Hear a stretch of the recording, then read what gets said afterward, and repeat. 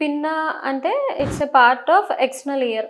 External బయట చెవిలో మళ్ళీ 3 పార్ట్స్ ఉంటాయి. Pinna or auricle and external auditory canal and tympanic membrane. So ఇవన్నీ external ear structures. Coming to the pinna.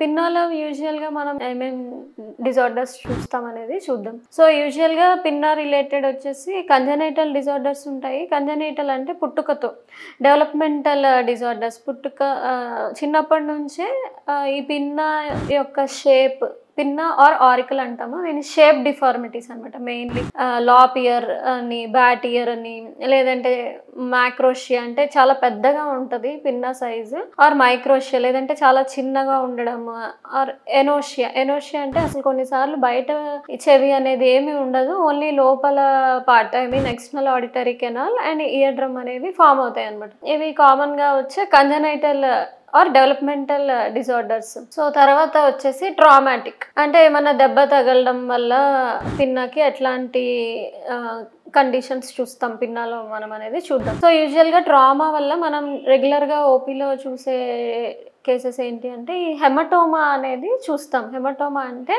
Nothing but collection of blood between perichondrium and its cartilage. అంటే ఈ బయట చెవిలో మనకి కార్టిలేజినస్ పార్ట్ ఉంటుంది. ఆ cartilage part మీద ఉండే కవరింగ్ ని మనం పెరికాండ్రియం అంటాము.